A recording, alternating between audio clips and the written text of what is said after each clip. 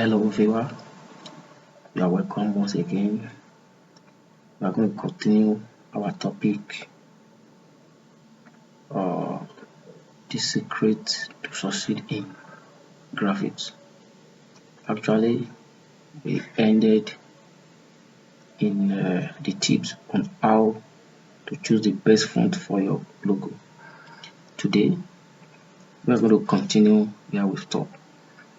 If you don't forget, we talked about the tips on choosing the best font for your logo, on which I mentioned number one, keep it simple. Number two, see what font your competitor are using. Number three, you must use a font to reflect your brand identity. Number four, you must not use too much font. And number five, you must not use trendy fonts. Trendy fonts that are common. That is what I mean. So today, I want to expatiate on what we have discussed so far. Number one, keep it simple. No, having a logo is not by using ambiguity of fonts in order to portray your logo. No, you must use a logo with a clean font. It must be clean. It must be easier to reproduce across different products. For example, if I want to create a logo now, I have to do in such a way that in any area that my logo is going to be appear, it's going to be clear, it's going to be clean. So in doing so, you must remember that you may have to enlarge or reduce it in any area. So make sure your logo looks attractive on any surface, whether it is a large banner on a pen or professional materials. So unlike the one I created so far, I placed it on a cup. So the way it appears there, you must see that this logo is representing what you really mean. So you must keep it simple. Secondly, you must see your font the way your competitors are using it. Excuse me. Look at what competitors are using, as in you examine the type of the font people are using. When you observe the one they are using, like let's take for example the font like this. I will show it so that you'll be able to see. And I want to create a similar one resembling this type. So I must be able to do in such a way that it will be more creative more than the one that the competitors are using. So by doing so, we must be able to learn and copy those things that are good, and we must surpass our competitors. So we must realize that our goal is not to imitate, but to analyze whether their solutions are smart. We only learn from successful experience.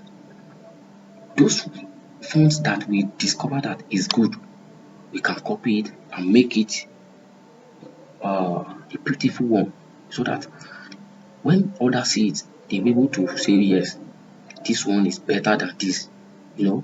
When one logo is better than the other, you will realize it. You must know that one. So number three, we must use a font to reflect our brand identity. What do I mean by this? This font that you are using, it must be a representative of what you want. A font makes your logo recognizable and memorable. If you want to use a particular font, you must make sure that that font is representing your brand identity. If you look at my logo, presidential graphic logo, look at it very well, you will discover the intent by which I created this logo.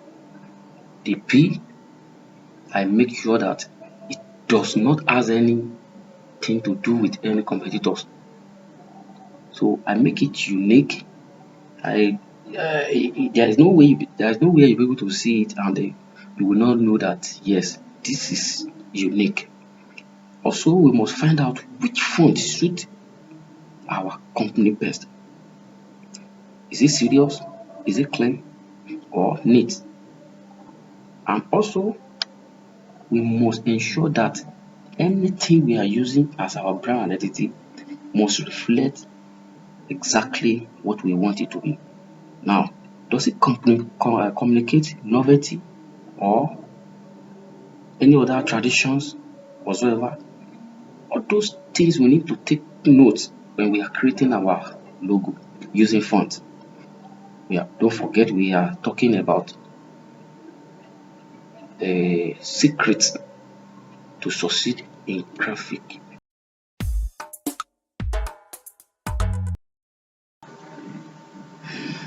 Okay, let's continue. Number 4, do not use too many fonts. One font or two tops is your best choice. What do I mean? More fonts may look ugly and arouse distrust among potential clients. Note that high-profile companies focus primarily on just one font. What do I mean by that one? Unlike if you look at my logo, you will see that I want to represent presidential graphics. P for letter presidential. Presidential for letter P. Now, that graphic is letter G. Now, I now incorporate it into one logo. Look at it forward. Now, so when I want to use my slogan, you will discover that I just use only one font. So, in that sense, our logo must not have so many fonts. It's either one or two so that it will not conflict themselves. Smaller businesses tend to use different fonts for a company name and a slogan. As I've said, just use very simple and the one that is not conflicting one another. So, number 5, do not use trending fonts. Trends are short-lived if you observe the common fonts that people are using. No, it is not it's not living too long. Right, means what is popular today may be forgotten tomorrow. So, in selecting your font, you must be able even to create your own. If you look at my presidential graphics logo, you will discover that it is unique. So, if you want your business to prosper for years to come, do not let fickle fashion fool you. Pick a font that reflects your company's value and characteristic. So, if you are looking for the right font for your new logo, check my comment down and can drop even your comment below. I will drop some of the areas or the sites that you can get font for your logo, for your design, and even I will try to explain how to use those particular sites in order to utilize it to a successful and then make it meaningful in your graphic design. I believe that you have learned so many in this, even if the tutorial is a bit longer. Just do a favor by subscribing, and remember to ask questions from the comment below. Our next series shall be how to arrange your text, that is in terms of alignment. Don't forget, we are discussing